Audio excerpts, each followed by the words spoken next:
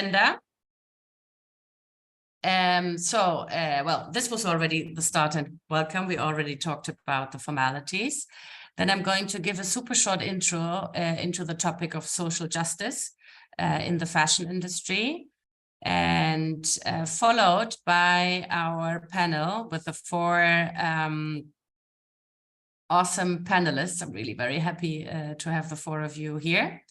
And at the end, there's going to be a Q&A session where we will pose your questions you have been delivering in the chat box, but you will still be able to switch on your camera and also speak with our panelists. And well, yeah, to professionally end the webinar, there's going to be a couple of closing words. Okay. Does anybody has any questions until now?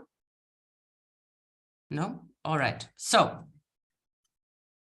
social justice or social justice indicators in the fashion world. Well, this is one of my most favorite quotes from Lucy Siegel. She's a journalist and an activist, a sustainable fashion activist. And she once said in one of her books, fast fashion, I put it into brackets over here because I do not believe it's only fast fashion. So fashion isn't free. Someone somewhere is paying for it. Why did I put the fast in brackets?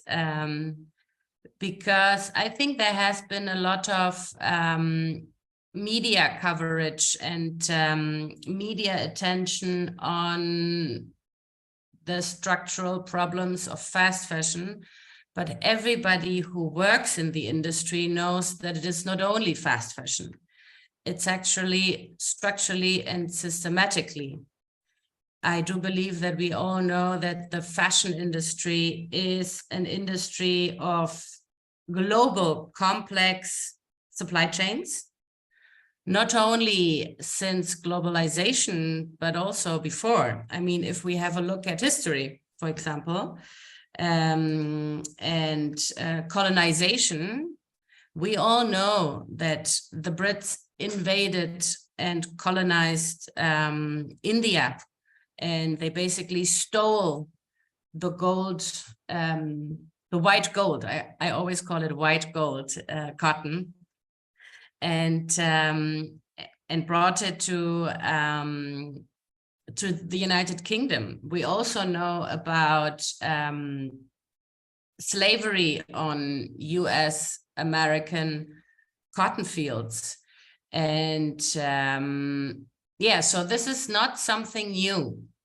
It has been like the whole system has been designed to basically extract resources we actually do not have, and also to exploit garment workers. For example, a recent report by the Workers' Rights Consortium said that there are more than 150 million workers worldwide in lower income countries producing goods for export to North America, Europe, and Japan. And in the textile world, many of these workers are women.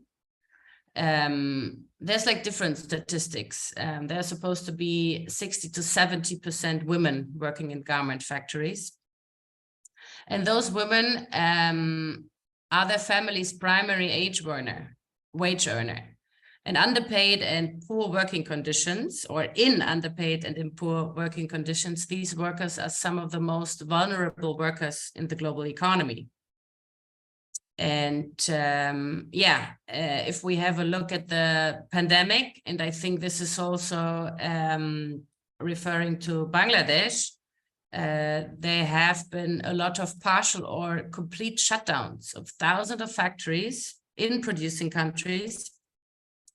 And we also know that a lot of garment workers have not been paid or have just been fired due to mostly brands canceling orders in these times.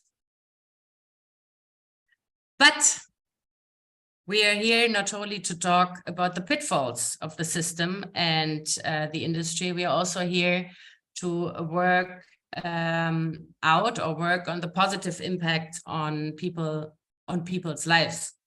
And I believe that the good news is that ethical practices in production can have a real and positive impact on many of the global sustainability goals and can have a positive impact on workers' lives, alleviating poverty and gender inequality, improving health outcomes, creating safe working environments, reducing inequalities, and taking climate action that protects life on land and also below water. So I believe that the fashion industry has a real opportunity to promote justice for both people and not only the planet, so that we can all live a healthier, happier, and more sustainable life, all while being well-dressed, which is one of the main goals, especially for people in the global north, like me.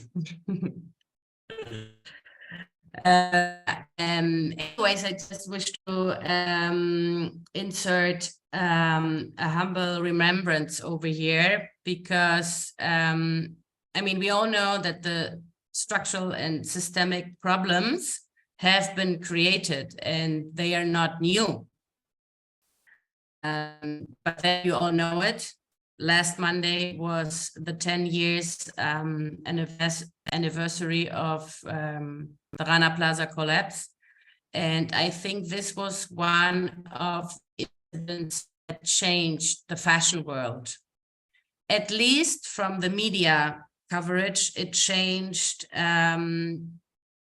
the awareness of specifically Western consumers, and it finally gave importance to producing countries in the global south. And basically, due to the media coverage, from one day to the other day, there was also more attention on producing countries, specifically in the global south, like India, like Bangladesh, like Ethiopia, and so on and so forth. And this was linked to the pitfalls of unresponsible production structures, mostly dictated by Western fashion brands. And yeah, over here, I am just showing you a couple of photos because I've been in Bangladesh in November again, and I have been visiting the Rana Plaza site. I talked to survivors and orphans of survivors, and I basically made a little assessment on what is actually going on the ground. And yeah, I think most of you also know it. And I think this is also one of the major reasons we are having this webinar today, because a lot has changed in producing countries and a lot has changed in Bangladesh. But there's a clear focus on environmental impact indicators and so-called green technologies. So the Bangladeshi industry, at least from what I have heard and from what I have observed, there has been a lot of improvements in terms of checking and assessing building safety, in terms of implementing proper effluent treatment plants, in terms of implementing green technologies, in terms of providing Western brands with environmental improvements they were asking for.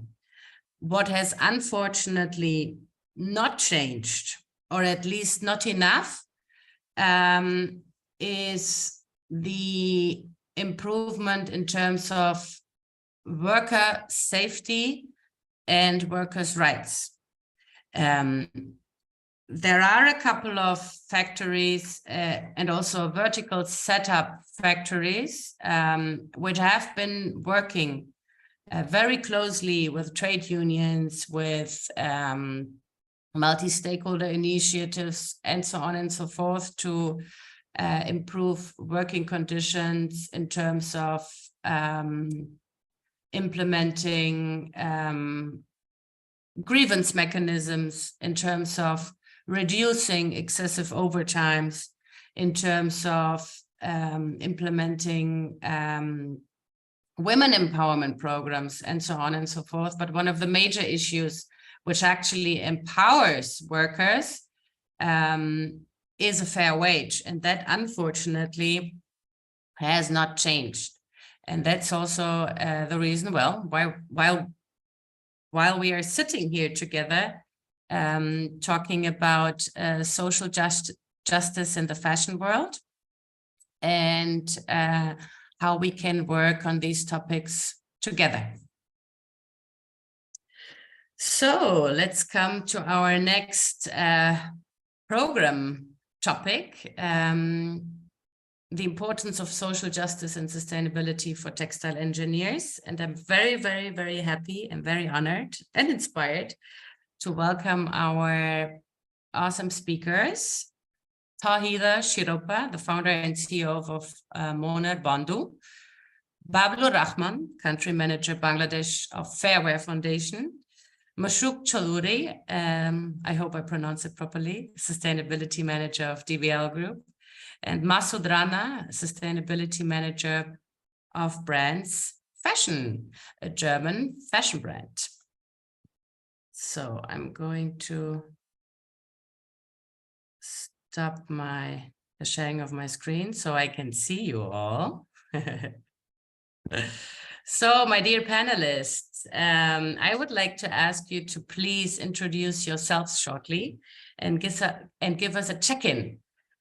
2 keywords which come to your mind when thinking about social sustainability in textiles. Shiropa, would you like to start?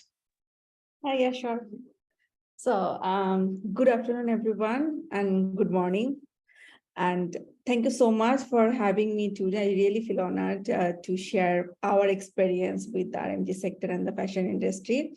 My name is Towhida Shiropa. I'm the founder and CEO of Moner Bondhu. Moner Bondhu means friend of your mind. So we're a mental health care and well-being service platform. It's a startup backed by the Startup Bangladesh Limited, the venture capital company of Government of Bangladesh. And we are working to provide the accessible and affordable mental health care and well-being service to everyone, especially to the women, girls, youth, and ready-made garments factory workers. And since 2019, we are the first partner of the BGmBH to provide the mental health care and well-being support to the RMG factory workers, especially to the women workers. And so far, we have provided counseling services to the 78,000 individual, and apart from the 37,000 RMG workers in the 70 factories. And we have provided like group sessions, counseling session, capacity building training, soft skill training, not only for the RMG workers, for everyone. And apart from that, we have a very strong, dynamic expert team who are working with us since 2016. And we are following some of the SDGs, definitely the SDGs 3, the good health and well-being, gender equality, and reduce the inequality.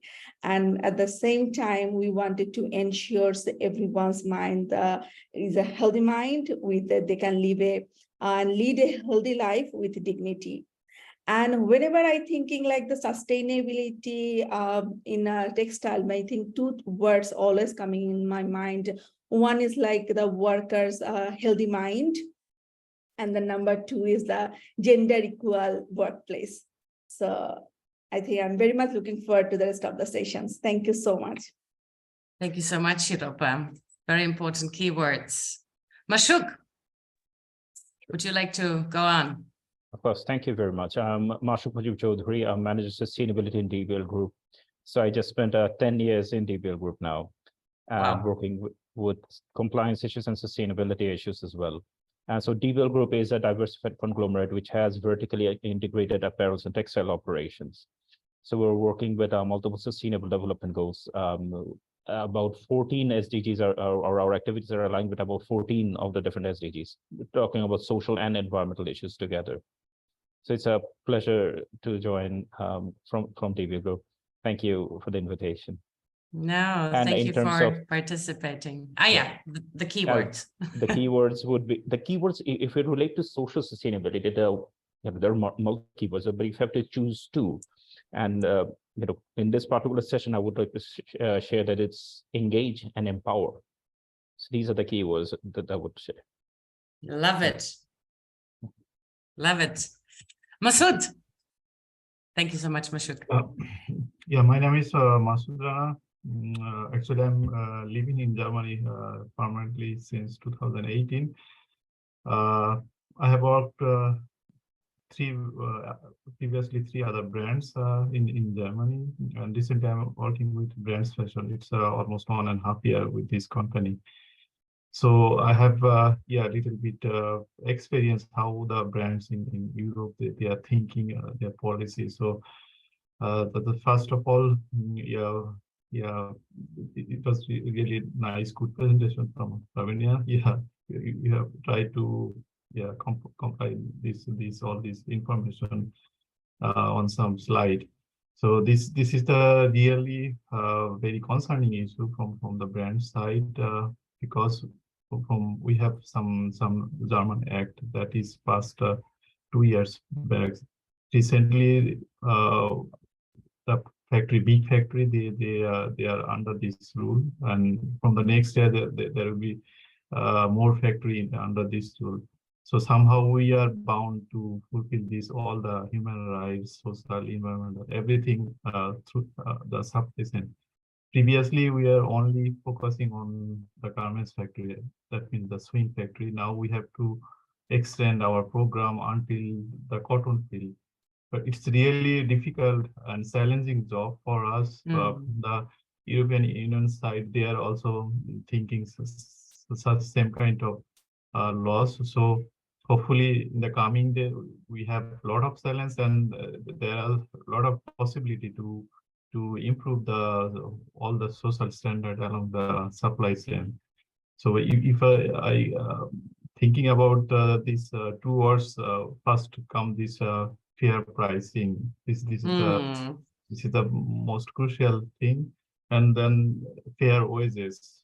When you are going to talk the pricing, then this price should be goes to the pocket of the worker. So there should be some transparent system. So this pricing should be different way, not basis of the parameters of raw material or some different overhead cost. It should be pricing on environment, pricing on social. All issues would be priced in the pricing system.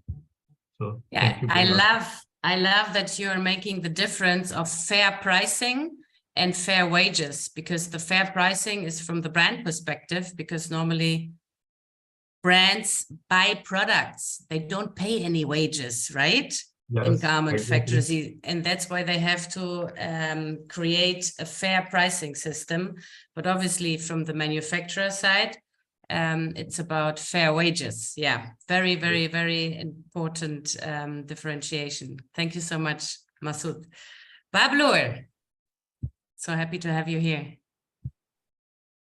Yeah, thank you, Lavinia, and also I would like to thanks to Christina for following up about my presence here. So, yeah, I'm very glad to be here, and already inspired by the panelists. Already they mentioned some important points already, especially Mr. Masud Rana mentioned the topic from our heart, fair pricing, fair wages.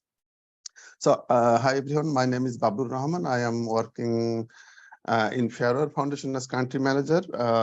I involved in RMG industry last 22 years, but with Fairer, it is from 2007.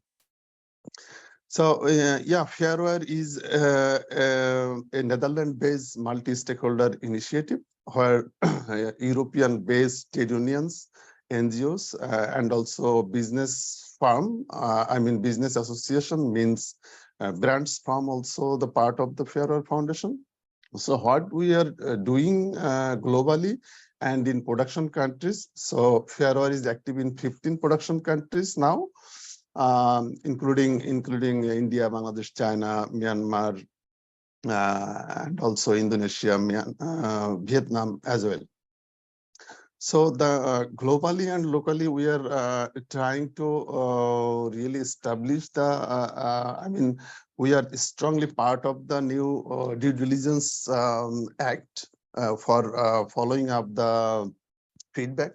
Is strongly active with the Minister of Foreign Affairs of the Netherlands for giving feedback, and locally we are doing as an activity level the assessment as a part of brand performance check, and also the country study assessment. There have some training programs, as Lavinia mentioned, that we have a different program about workplace education program on violence and harassment prevention. Another strong part is the lobby and advocacy activities for enacting law on prevention of sexual harassment. And also we have a grievance mechanism system locally. And we established or developed a fair price app. It is allowing the brands and factory management to differentiate the labor cost within the price, FOB price. So it's developed for the logical price negotiation. So our aim to lead a logical price negotiation, then give a fair price given by the brands. I'm sorry for taking too much time. So maybe You're not. This is your space. So two key, I mean, not words, maybe it is umbrella words. Umbrella words, maybe one is dignified, properly paid, safe workplace. And two is shared responsibility for achieving this. What did you mean? I didn't get that. Shared responsibility, and then? For achieving this aim. Yeah. Achieve this aim, I mean, dignified, properly paid, safe workplace. So that's yeah, my introduction. Thank you very much. Thank you so much, Bablur. So let's dive into our first questions. I already got like a lot of insights, and like my head is spinning around. Mashook, let's first of all have a look at the manufacturing side. What are the most pressing issues when it comes to social sustainability right now in Bangladesh for manufacturers? If you look at a definition for social sustainability, for example, when we just Googled, UN Global Compact's definition states that social sustainability is about identifying and managing business impacts, whether it be positive or negative, and on people. So the significance on people is the most important part of it here, because it's specifically in the apparel manufacturing operations or factories. In Bangladesh, we have, they're like the backbone of the industry. So we are having over 4 million workers. So officially, right? So that is the values keep on changing, but let's say 4 million for the sake of it. And what we believe that it's social in terms of social sustainability, it's just not focused on the financial benefits or the health and safety issues, because these are compliance issues. These have to be there. So that's already like zero tolerance issues. How we see social sustainability is more of more on the development issues. So it's beyond compliance, so to say. For example, if you're talking about the ultimate goal of social sustainability is to create a decent working environment. I mean, that goes with the SDG 8 as well. So like it includes, along with the SDG 8, providing career enhancement programs, then maybe even supporting the children of the workers, then can reduce, how do we reduce the expenses? Because our colleagues have been talking about fair wages. So there was a particular issue about fair wages as well. We can just directly increasing the salary that has a particular negative effect within the industry, because what we experienced back in 2008 when we had just before we set up our very first fair price shop. So our fair price shop helps us, help the workers have reduced expenses or reduce their expenses, monthly expenses. But just before the shop, what we did, there was an ad hoc increment that we gave because of the 2007-8 financial crisis. But there was a backlash within the industry because relatively smaller factories, they were struggling to, because when their workers started demanding, they were struggling to provide the appropriate payments, or the minimum wage is there. But if you're talking about more extra payments and all, so fair wage is something which is kind of critical. It is critical, but it has to be a very strategic way as well. Because if we do not consider the smaller factories, then we do not have a fair system. It doesn't become the wage doesn't become fair anymore. So it's how much evolving facilities that we can provide. Social sustainability, what we believe, it's something which is constantly evolving. So for example, certain things 10 years back, that was more like a best practice, but now it has become mandates by the buyers as well. I mean, even if you refer to the EU due diligence acts or other goals and other targets set up by the buyers themselves. So it's no longer, I mean, we cannot really bind social sustainability to one particular set of definition, but it's like constantly evolving. So that's what we have to share from the industry relating to social sustainability. Yeah, that's a really good insight. And Bablur was formerly talking about shared responsibility, and you were also emphasizing this. So you have your goals, you have your things to tackle on the ground. And then there's the other side. There's the buyers and the brands. And you were recently saying that the brands or the buyers are now also having goals. Yes. Like what goals? Are they in line with your achievements in terms of social sustainability? Oh, it does become in terms. And for example, we're not talking about health and safety issues because that's like a mandatory thing. Compliance. That's there. So yeah, compliance issues. So for example, if we are having, for example, a proportion of women supervisors within the garments factories, within our apparel manufacturing factories. So initially, let's say we started with a female supervisor leadership program back in around 2014, 15. That's when we started with a formalized program on our own. Having, we learned the initiatives from different development partners, and then we started implementing on our own. But now what has happened is that now we are having targets from the buyers themselves, that you need to have a certain percentage in alignment with the number of women workers. So it has to be in proportion. It cannot be any random number. So we have 10 female supervisors like that, not like that, but rather it has to be more structured. But that also helped us as well, because it helped you said. That helped us in the sense good. that, for example, we had around 64 female supervisors about 3 years back, but now we have over 300 female supervisors because the setting from the buyers have come up, and that also helped us, companies achieve, within the good book, so to say, or being the preferred suppliers of the buyers as well.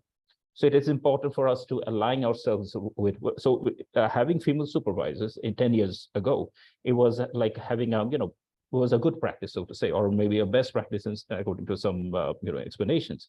But now it's becoming more and more of a mandate. May not be mandated by the government or anything, but it is becoming a more of a mandate, or it's a preferred thing to do, to be in the good books within of our buyers as well. Yeah, I think it's like a promised solution, right? It's a promising solution for more equality on the factory ground. No, definitely. Yeah, interesting. Masud, now we heard from the industry perspective on social sustainability, now from your brand perspective, do you have the same goals or achievements? How do you do that? How do you align your social indicators, your brand social indicators from or with what's happening on the ground? Yeah, it's a really very good question. Yeah, at this moment, it's really difficult to answer the question. But what's our initiative to cope the challenges? Internally we have different program. We have started some supplies and already fair trade textile standard. You know, we are the first brand we launched product.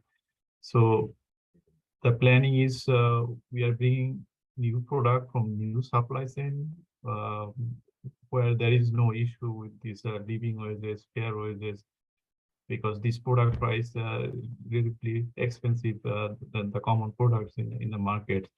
And there is some initiative from the sale. There is a percentage amounts at the end of the year is going to the supply chain, so it's going to distribute some amount. So this is we are planning to increase more product or bring more product in the future. That is one way. Another way, there is some conventional product. I mean, we source from the different factory. So we have planned a long-term partnership program. So not changing the supply chain every year or every couple of 2 or 3 years. So what does that mean? I think we have to explain, why is that a good thing if you don't change your supplier as you're changing socks? Yes, it's we have some internal this merchandising team, so they are really happy to buy cheap products. So that's what they are looking for, always this cheap thing. That is the way. If you go to the another supplier, maybe they can offer a little bit lower price. So in this way, they try to source. So we are really focusing on the fixed whole factory. So at this time, almost it's really constant. Maybe there is a 5% change year to year if we compare this data. So in the future, this will be the almost fixed supply chain. So if you have some fixed partner, we are considering as not as a buyer, we are trying to consider as a partner. So this is the right way to deal this challenge. Otherwise, so you are staying here at this level and they are the supplier, so it's not the right way to handle this all social problems. So that is from the brand side. So we are trying to implement this policy. Yeah, that's a really interesting perspective, as we have been hearing already a lot about shared responsibility, but basically you as a brand, then you are upscaling this because you are tackling, if I understand correctly, the power imbalance. So you're considering your suppliers as partners. Yes. And I think already in the narrative, we might tackle certain social sustainability issues because I hope so, you as a brand are not trying to press them down and dictate prices and so on and so forth. So it's more of a collaboration, if I understand that correctly, in order to tackle the social sustainability issues on the ground. Every day we are changing our documentation where there is named agent or some supplier, so on all official letter is going to it's not possible to change everything within a couple of times, because we have also competition in market, so it's not possible to change everything from single initiatives. Yeah, that's right. And nowadays everybody's fair and ethical, right? At least in marketing. So it might be a hard field. Actually, we are not selling direct to the customer. We are selling to the big company. That is, it's a B2B business. It's a really good shape if I consider my previous company experience, but all German company who are originated from Germany, they are really over the rules in Germany. Rules means rules. It's not written paper. So everybody is trying to reach this goal. So that is the way. Yeah, this is the way. I like that. Thank you so much, Masud. Bablur, Fairway Foundation. We've heard about the manufacturer perspective, the brand perspective. now you being a representative of a multi-stakeholder initiative, the problems the industry is trying to tackle, what do you think? Are they local? Are they international? Are they global? You know, this combination of local and global. And how do you support as Fairwear Foundation? Yeah, I think two speakers already mentioned these challenges. Mr. Mashook already mentioned how the brand influence can change the ground. So here the influence of the brands is so important. On the other hand, if you have in local level, you have obstacle in policy level, then you have to work on to improve that one as well. Say, for example, for social dialogue or freedom of association things or effective dialogue. So there have some policy level lackings. On the other hand, when we are talking about wage issue, so this is everyone agree that the wage level is really low. Yes. In Bangladesh and also in other production countries. Then what should be done then? So maybe we need to discuss. So we are already started that activity. So how much the labor cost in a t-shirt price? So how much percentage it is? So the app or the businessman or business person nowadays understand that how much percentage it is. So increasing wage, even double, it's not really mean that the price need to be double. Yeah. So it is only part, 5 to 7% of total FOB price. Then why not we together, brand, business, suppliers, and also policy level people sit together to discuss about new minimum wage. Because I am talking about new minimum wage because now already almost the time of revising the new minimum wage in Bangladesh. So as a multi-stakeholder initiative, we are trying to work in both level. In brands level, about their responsibility to respect human rights in their supply chain.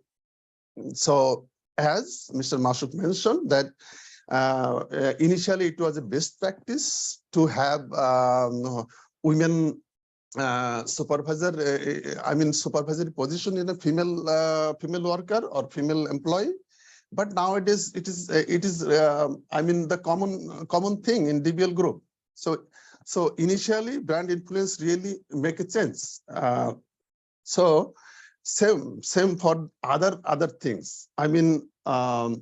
Masud mentioned that maybe the buying team, they always have their mindset of or their target price.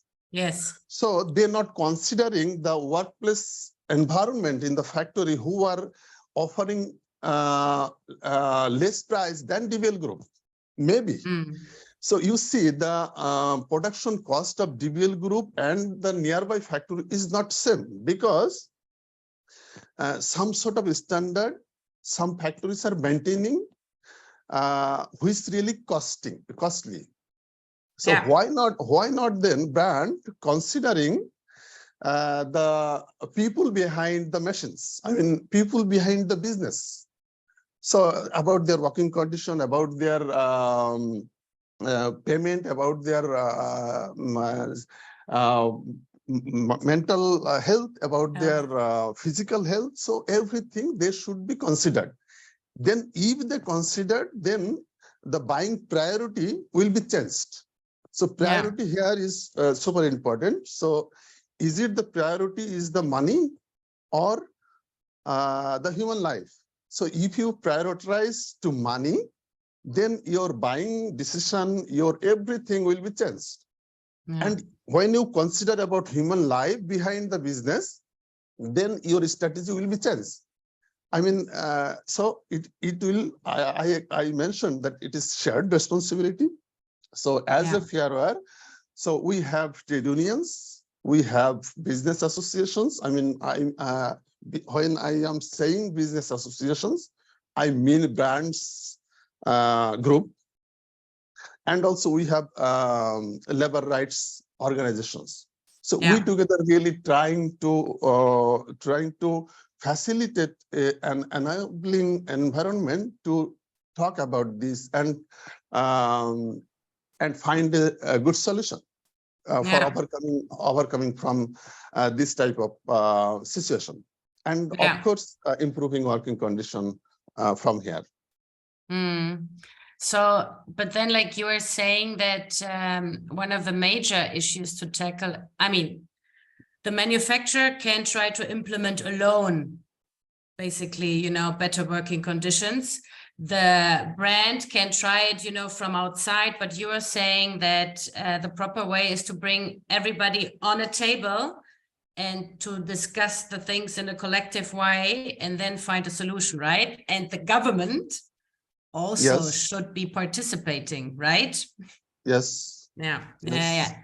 And I think also there's also statistics and nowadays research and studies that we know that a happy or a worker who's cared for, who receives a proper wage, is just more productive.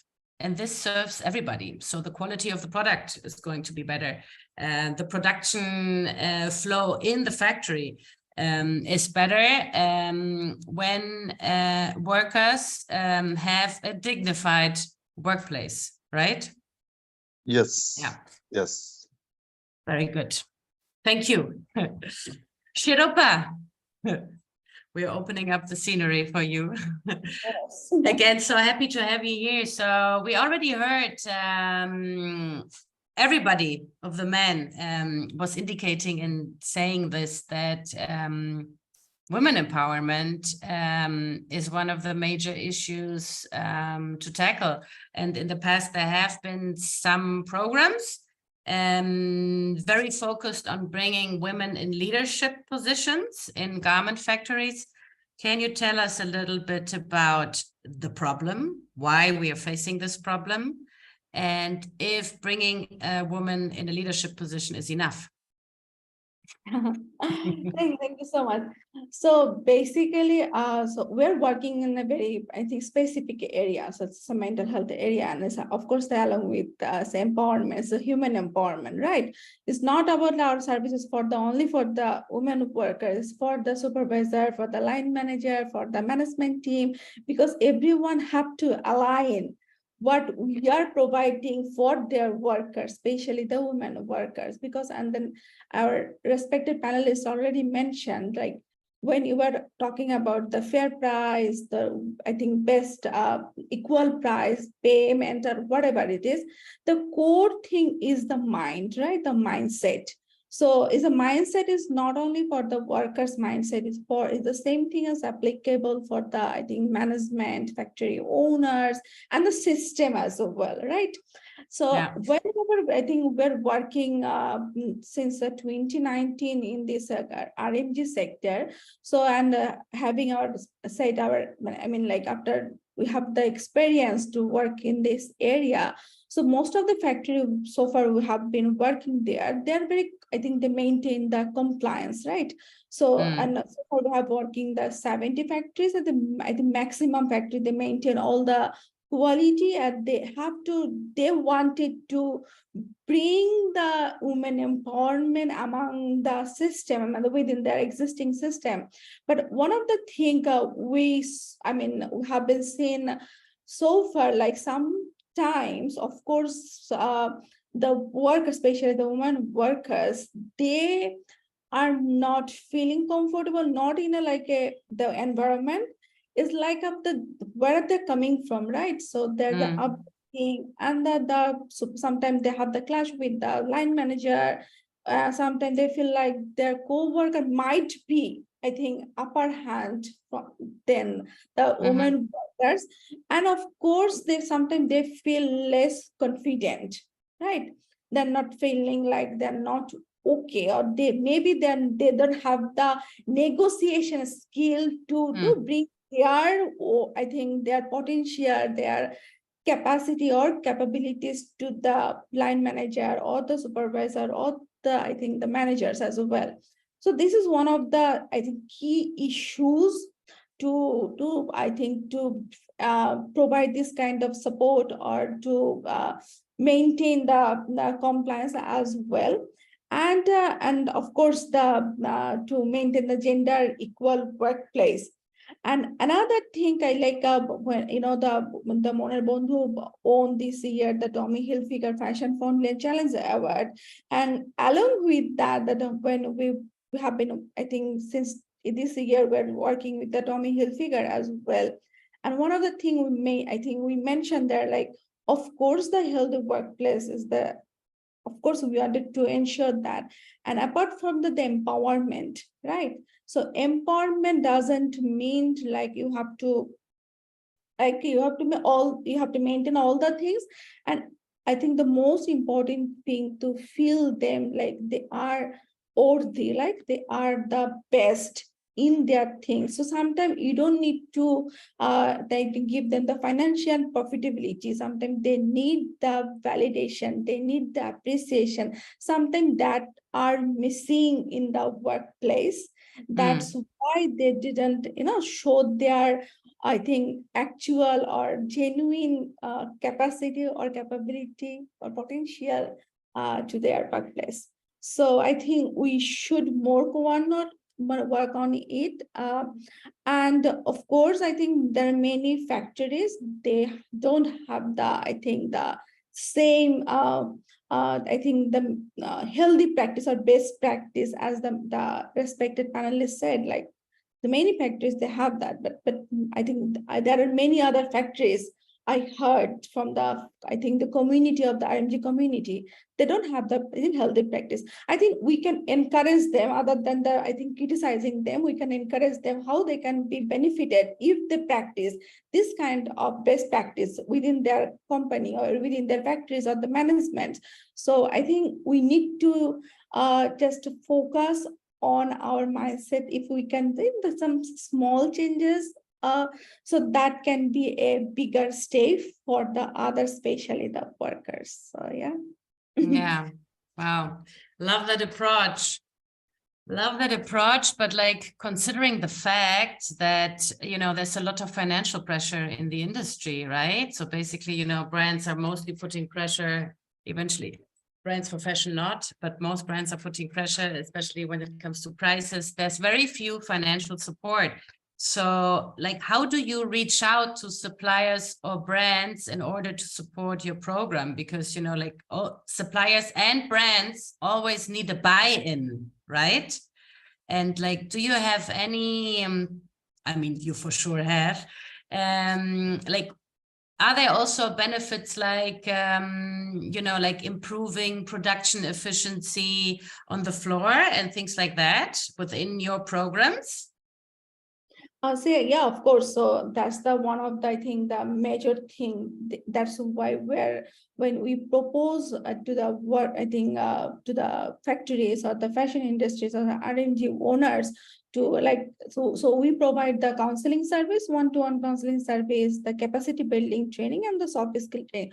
Of course, the one of two, three things we have to maintain, like, so how can our, I think, service or our support improve their well-being, the workers' well-being?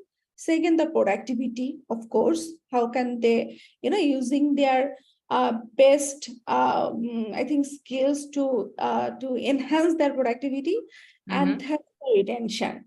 So even not only in Bangladesh, that the many other factories we are providing support to the Jordan RMG's factories and in the Turkey as well. So and there is some common scenario happen since.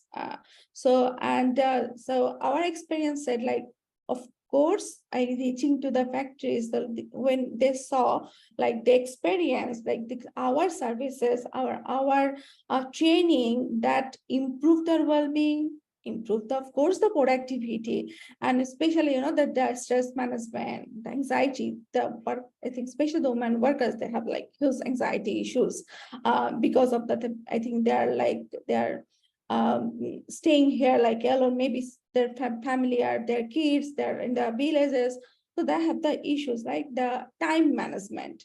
So how can they maximize their, I think, productivity to the workplace to maintain the time, right? Even they don't need to, if they wanted to, I think, work more, they can too, but they can in a healthy way, right? So even in the, I think the factory side, if they even the factory owner, sometimes they wanted to show this kind of, I think, support to the buyers, I think the other supply chains owners like the Tommy Hilfiger, we are working together, right? The Tommy's and Moner Bondhu.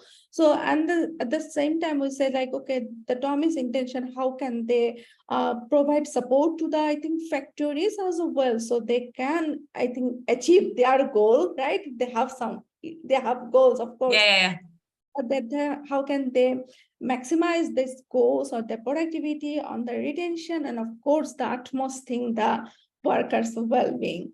So that's why so we have like, I think we have the impact. We always have done the impact evaluation after every program and measured the impacts among the workers, among the supervisor, how they can communicate with each other so they can equally the changes their behavior pattern or their mindset or small things. So, and we are just reshaping that. So how they can, I think, grow for the company, to grow for themselves as well. Yeah. Beautiful. One last question. Who pays for these programs? Brands or suppliers? I think it's important for the audience. So both. Both. So, okay, good. It's a shared responsibility again. Shared responsibility. Yeah, both. Okay. Even we have some very small, I think, subsidized package, but whenever Moner Bondhu is providing support to everyone, right? Even our online platform, offline platform through our Moner Bondhu app. But at the same time, when we designed this, I think, product for the RMG sector or fashion sector, I know there is many obstacle challenges. So we don't want to, bring the new challenges to them. So we just wanted to support them, of course, the factory and the workers as well, both sides, so they can feel like they are in a win-win situation. We don't want it to create anything extra issues. So that's when things like this is something you can be benefited. I think both sides can be benefited from our services. So, and there is very subsidized package. Whenever even sometimes maybe the 1-2 sessions, this factories or buyers, I think they buy our services. Even to the workers, sometimes they are there, they take our services like in a very, very minimal subsidized packages. So yeah, so that's super the way we are providing support to the RMG sector. Very good to know. Thank you so much. Coming to you, Bablur, because now we have been listening to Shiropa regarding trainings and like capacity building. And as I said before, on the supplier, Masud, do you want to say something? I just want to add a few please, some words.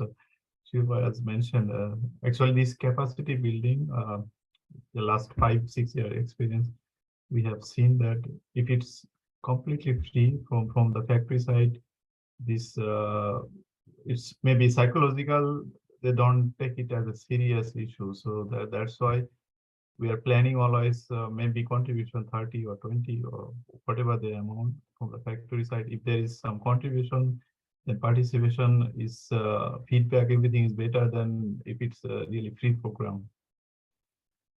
Yeah, I can,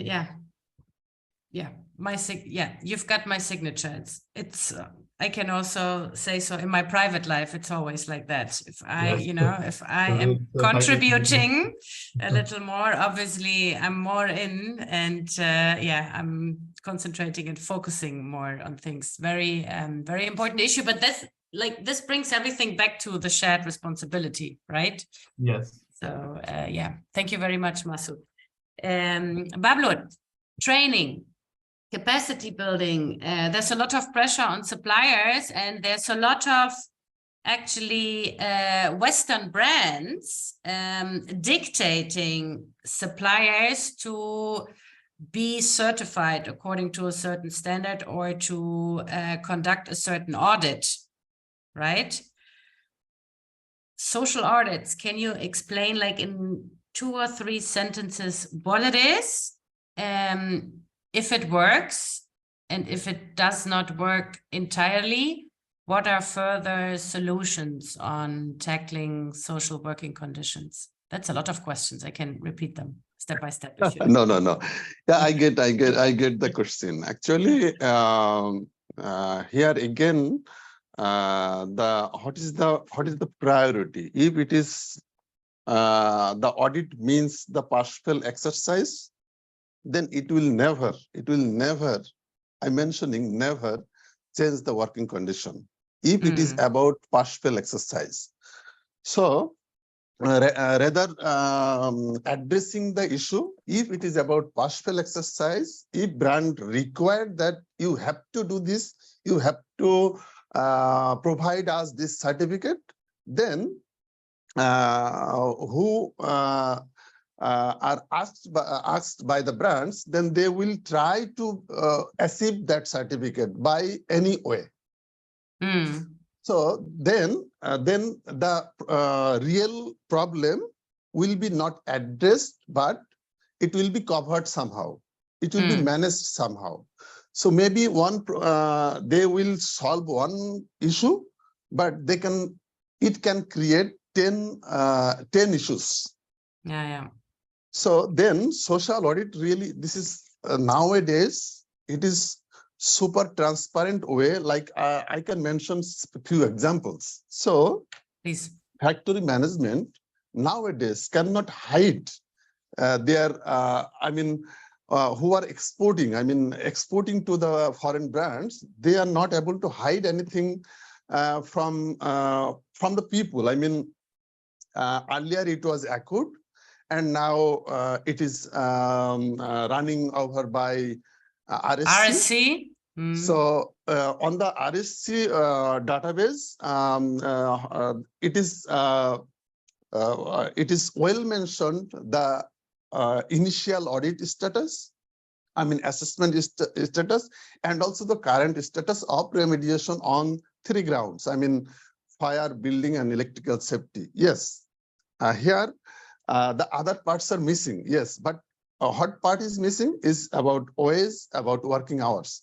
So that need to be really concerned about.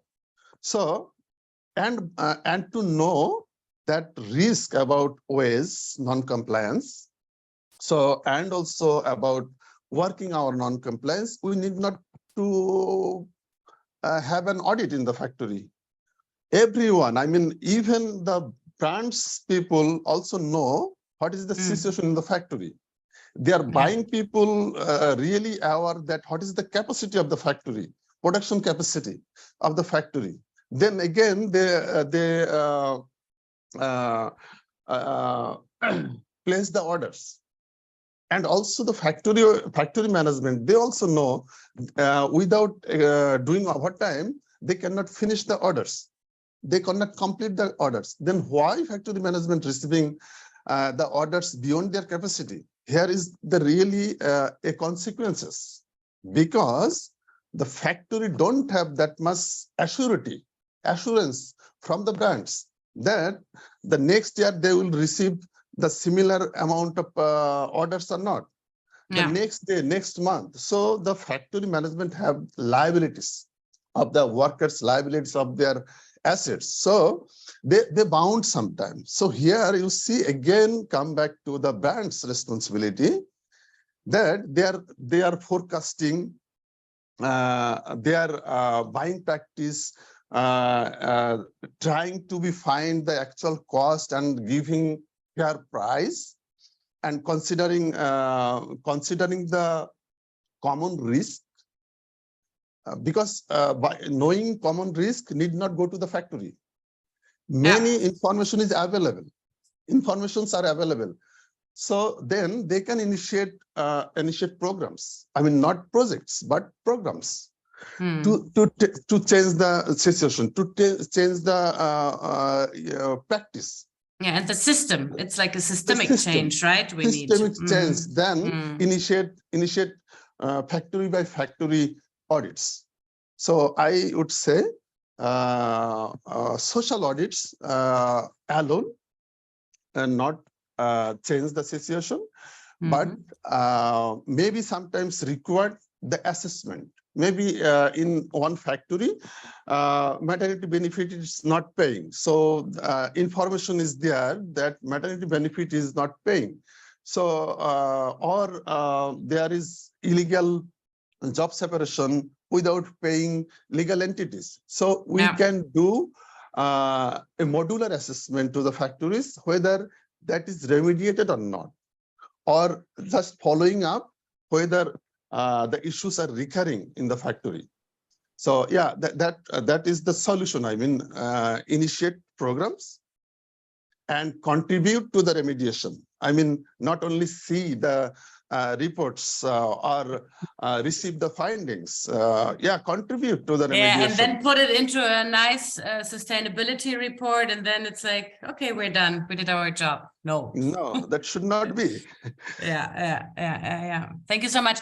But you're also, like, with Fairware Foundation, it's also a shared costing, right? The manufacturer pays one part and the brand, or does it differ? I'm not clear about your question. So the audits which are happening, are they paid by brands solely, or is it also shared costing?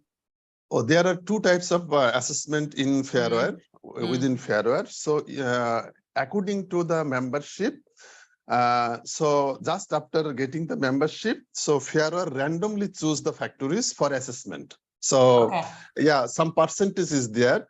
So Fairware will assess by their self. They will choose by their self about their declared supplier factories.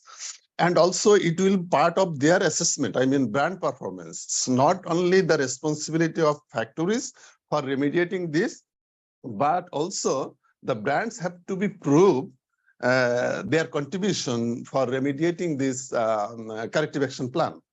So this is one part. And another part is monitoring audits. This is fully paid by brands. So if they feel, okay, before placing order or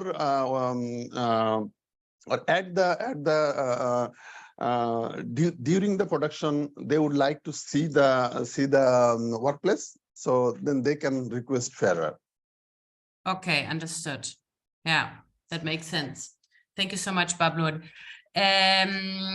My dear friends and colleagues, time is running out. I just had a look at the clock. I have like 50 more questions, but I would like you to sum it up. And every one of the panelists, I would like to ask, do you have any hint, recommendation, any motivating words for young textile engineers to get involved in social issues in the textile industry? Mashook, please. Sure, thank you. What we shared earlier on. So what we believe in is that engaging, enabling, and empowering. So once we're engaging people and enabling them, so that's going to be an automatic empowerment as well. So it's empowerment doesn't mean that, it's just, coming in, you're empowered today. It's not like a knighthood or anything, but rather when people are working with it, engage with their work, and also having the enabling factor as well. Empowerment would automatically come in. So that is one of the things I would like to share. Thank you so much. Wise words. Shiropa, please. I think I've seen the chat bot, like there is questions like that. I know. That's why we need to dive in. So I think I'm equally, agree with her who write this, comment. So basically, I think leadership means when women have all the qualities, right? So who are working in this, I think a system, who are working in the management, who are working in the, but sometimes we just need to give them the space give them the to space to prove themselves, right? So I think we are just assuming this woman can do the work in the heavily in the leadership positions. It's not for the workers, but even in the lineman, sometimes we have been since this I see this scenarios in many factories. There are like the there are many, not many, just few of the factories. There are many positions that leadership positions are, the leading the women by the women, and they're really doing good, right? So sometimes we have to just keep the faith on women and just give them the space, but because they have the quality, they just wanted to prove themselves, right? So, and I think this is one of the things. I think the newcomer, the new, I believe the young textile engineer or innovators, they will bring the new innovations to become this area to more sustainable, the true sustainable, and more innovation that can, this really create a positive impact on everyone's life. We are not like the separated body, not the factory owners, factories, the workers and management. I think we are in the same pace because we wanted to create the same healthy space, and we wanted to create, the impactful business as well. So I think that's the maybe vision of ours. So that's why I think we need to work, together than to in a very innovative way. Thank you so much, and thank you for listening me. And thank you so much, Shiropa. Masud. Actually, young, they are the future leaders, so we have to agree this. And I would give just a very short message. Yeah, connectivity is the productivity. So every student should come out their comfortable zone, and yeah, this all is open. So please go ahead with your target. Yes, we should all come out of our comfort zone. You're so right. Thank you so much. Bablur. Oh, sorry, you're like involved in the chat box, right? Sorry. No, okay. There's a side discussion going on. Yeah, I am really enjoying the discussions. Yeah, really. But I am really sorry to say that here again about the quality and quantity. So even female position, female leadership position cannot stop the gender-based violence in workplaces. So here need to be ensured the quality. So I worked with many people that maybe they worked for many years, but they are not really sufficiently gender sensitive. Okay, even they are female. And from my experience, we experienced that by the female head of the organization, the female employees are really harassed. I mean, in the RMG industry. So that harassment is different type of harassment. Female really cannot tolerate. So again, I am really focusing on the quality, not quantity. So even creating the position of for female in supervisory position, not really solve the issue of gender-based violence. That is the root cause. Yeah, that is my personal opinion. And if you want to, if you ask me to say to the young leaders, so yes. I think I can say the machines or theories don't have emotions or heart to feel about human lives or people behind the machines, people behind the theories. So engineers can really create that life. I mean, they can really people that think about changing the life. Maybe one machine or one theory is super productive for the industry, but that is super harmful for the people operate that technology. So that need to be really think from, by the young engineers, that who will use this technology, use this theory, use this program. So yeah, that is my my message to them, that please give heart in the theory, give heart to in the machines to feel human life. Yeah, that's some beautiful closing words from all of you. And yeah, people first, because at the end of the day, it's people we are working with. I mean, obviously in the industry, there's also a lot of machineries and like really cool technologies, which can help us in improving sustainable production and sustainable lifestyles. But as I always say, technology will not save us. It's people and systems. And a system change, obviously.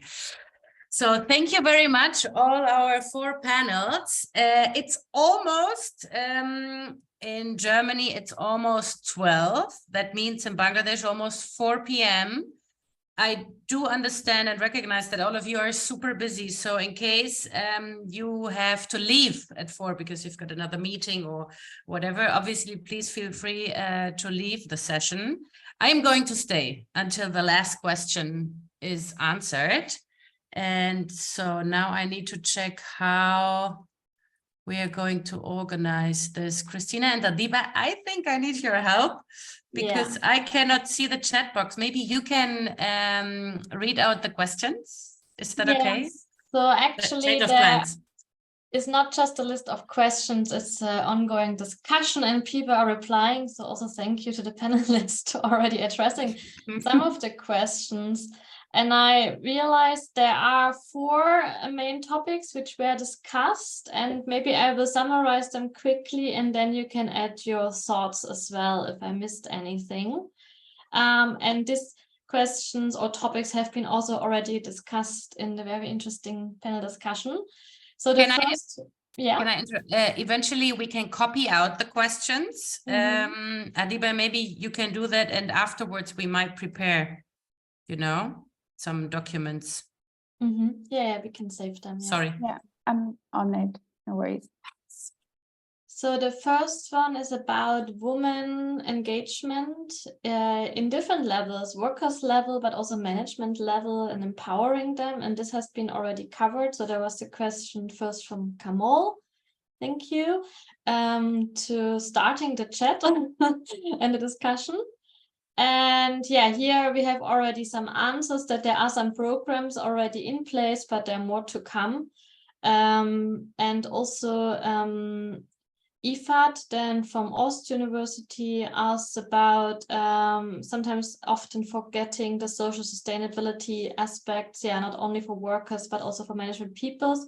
But sometimes we don't talk, and I want to know more on women leadership, especially in factories. So a similar question, and there has been an example of one example here from M&S Bangladesh, Shopna Fumik, and maybe you can add more examples which you find inspiring also for our students and our participants here. And there's also, Mashook mentioned that there is the program like the UN Global Compact's Target Gender Equality Program. And here also is much more to come as well in this topic, in this area. Before I go to the next topic, would you like to add any more thoughts on how to engage women in the different levels, the factory and beyond? Whom are you asking? In general, everyone. If someone wants to add some thoughts, what you haven't seen in the chat.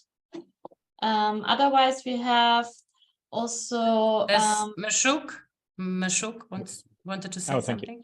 I know that this is because one of the experiences that we had, we joined the Target Gender Equality Program. 2 of our colleagues joined it back in 2020. That was during the very first launching of the program.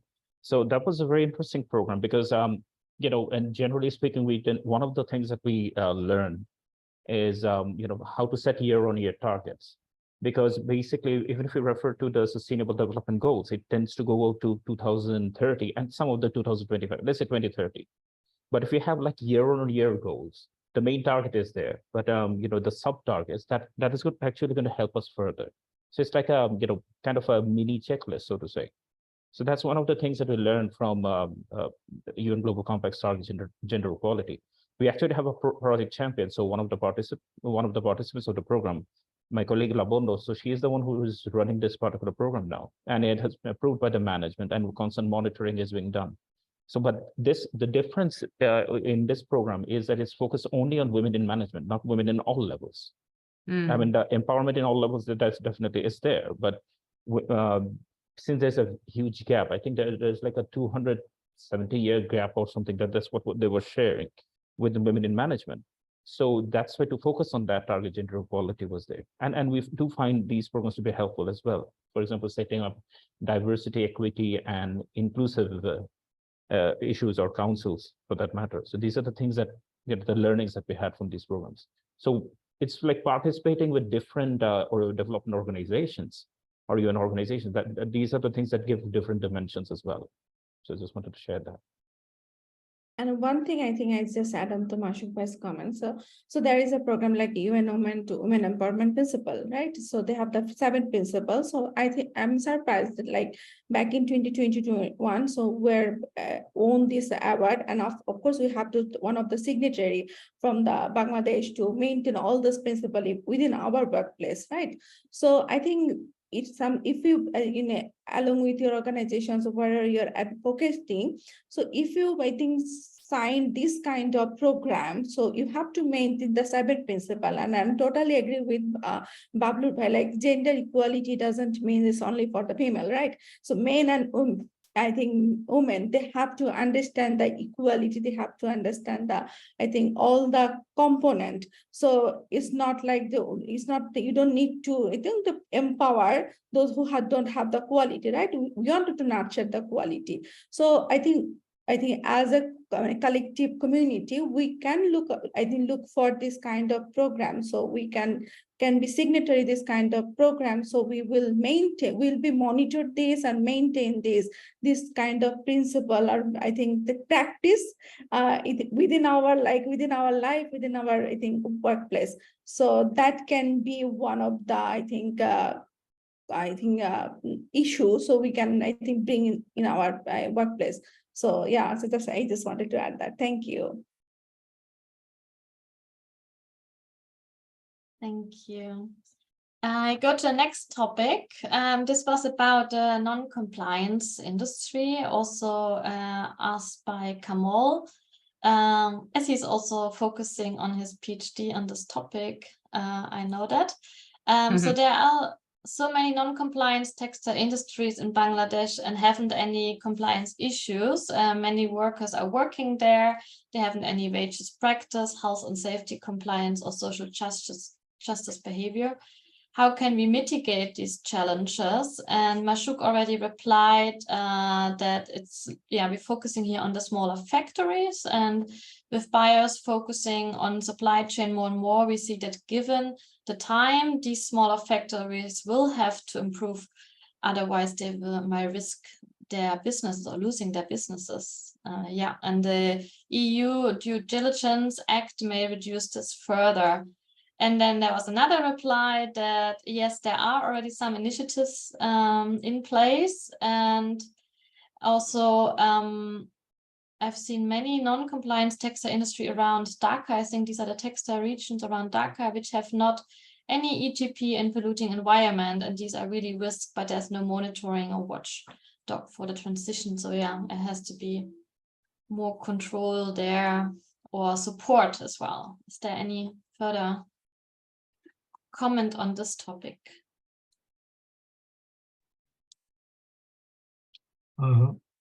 Yeah, maybe I can add some comments on this non-compliance issue. The problem is we are sourcing some garments, and there is some main materials, some accessories, some pocketing, different components is there. So the brands really focusing on the main fabrics. the additional this stuff actually we are not considering at this moment. So suppose you are placing some order, some very good factory, then they source themselves another accessories, pocketing different types of stuff from local factories. And this group of factory are really not under monitoring or under control. So there is no such kind of control from the local environmental agency. So that is the really gap. So maybe in future, maybe brands and factory as well as NGO can bring this or raise this issue, then it will be in good shape. Actually, I would like to add one thing, Masud. You rightly say there is no stricter regulations and also monitoring body for that. But I think this is the totally political agenda, and political leaders should be engaged in this stream for this great discussion. It's a big discussion, big debate regarding the political leaders, and also governmental agencies should be involved in this process. Not only industrial level, but not only personal level.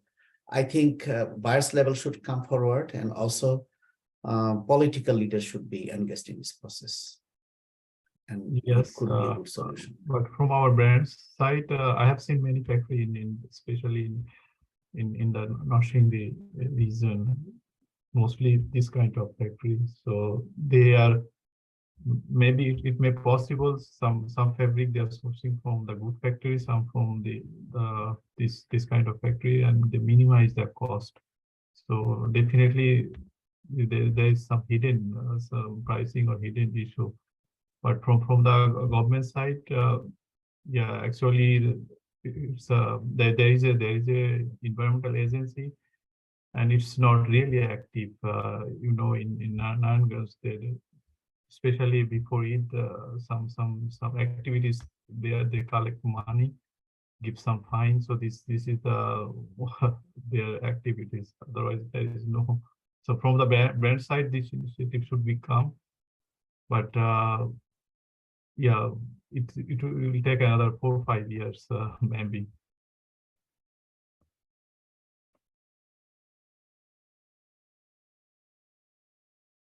All right. Yeah, it's a slow progress, but I think talking about it is a good start.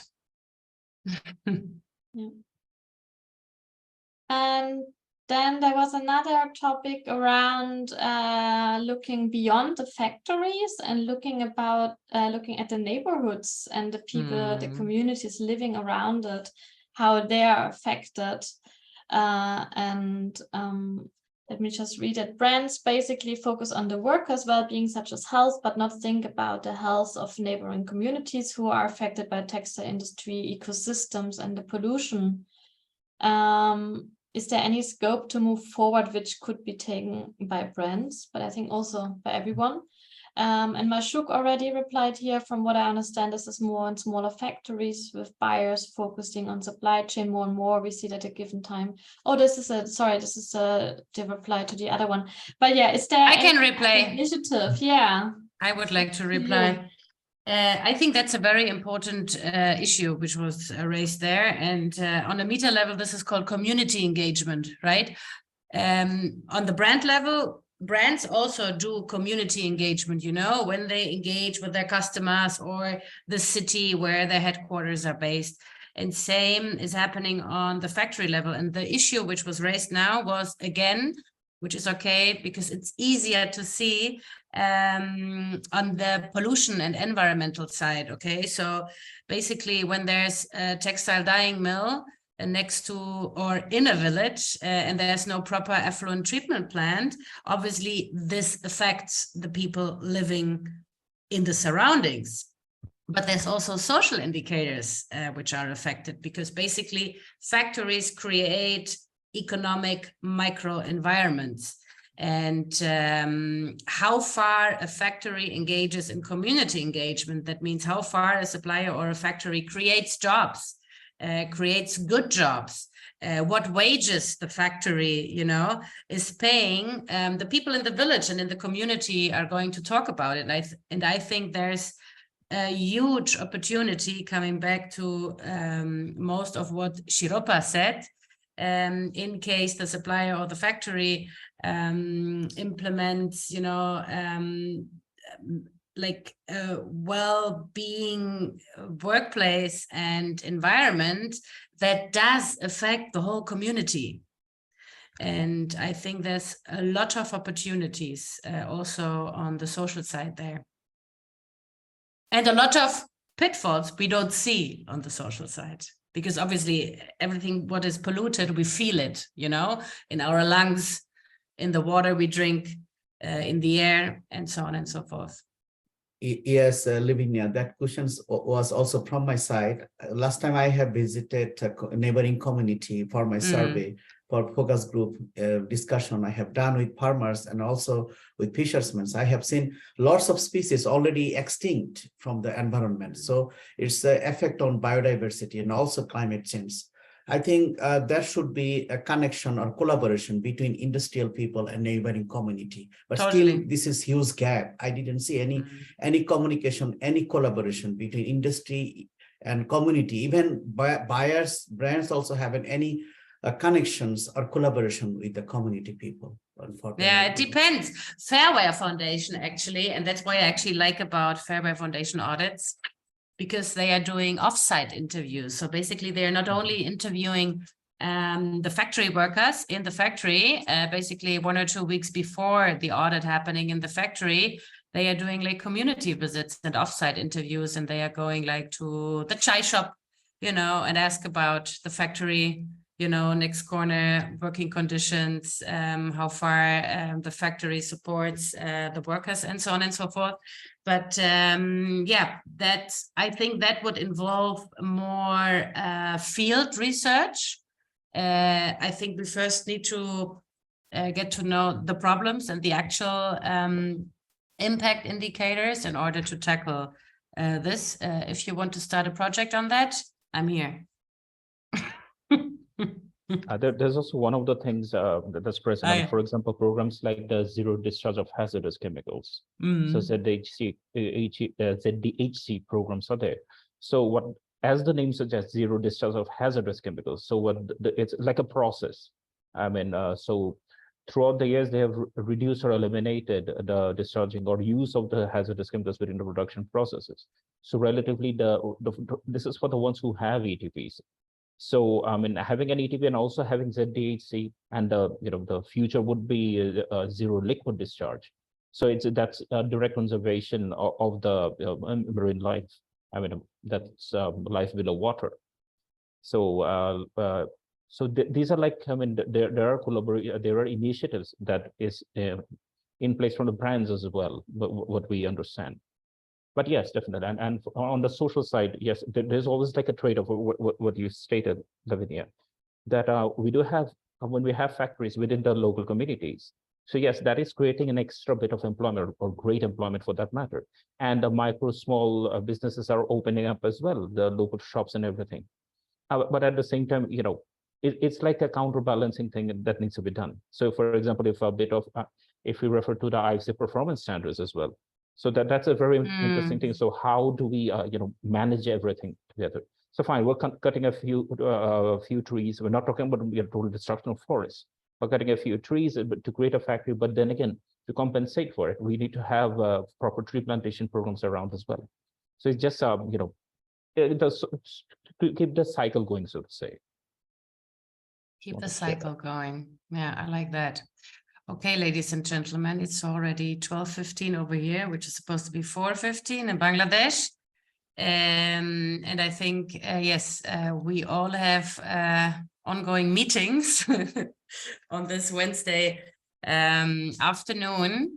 I would like to thank you very much, everybody, for participating, especially our great panelists, Shiropa, Masud, Bablur, and Mashook. I feel that there's still a lot of pending questions, so we need to do this more often, I guess, right?